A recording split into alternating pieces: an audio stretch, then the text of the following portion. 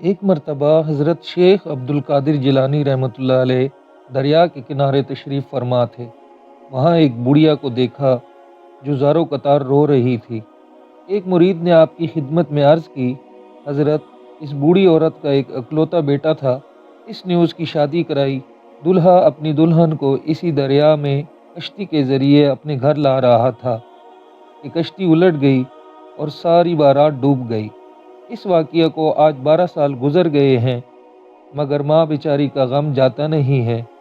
یہ روزانہ دریا پر آتی ہے اور بارات کو نہ پا کر رو دھو کر واپس چلی جاتی ہے۔ حضور غوث اعظم کو اس ضعیفہ پر بڑا ترس آیا۔ آپ نے اللہ تعالیٰ کی بارگاہ میں ہاتھ اٹھائے۔ چند منٹ تک جب کچھ ظہور نہ ہوا تو آپ بےتاب ہو کر بارگاہ الہی میں عرض گزار ہوئے، اے مالک، اس قدر تاخیر کی کیا وجہ ہے؟ ارشاد ہوا، اے میرے بندے، یہ تاخیر خلاف تقدیر نہیں ہے۔ ہم چاہتے تو ایک حکم کن سے تمام زمین و آسمان پیدا کر سکتے تھے، مگر حکمت کے تحت 6 دن میں پیدا کیے۔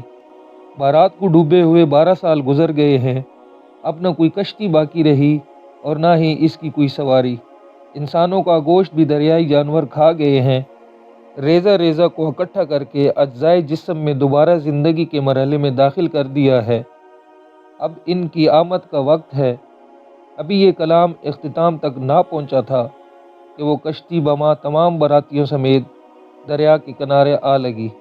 تمام باراتی حضرت شیخ عبد القادر جیلانی رحمۃ اللہ علیہ کی خدمت میں حاضر ہوئے اور دعائیں لے کر خوشی خوشی اپنے گھر پہنچے۔ کرامت کے بعد بہت سے کفار نے حضور غوث الاعظم کے دست مبارک پر اسلام قبول کیا۔ حضور غوث پاک کی یہ کرامت اس قدر تواتر کے ساتھ بیان کی گئی ہے کہ صدیاں گزرنے کے بعد بھی پاک و ہند میں اس کی گونج سنائی دیتی ہے۔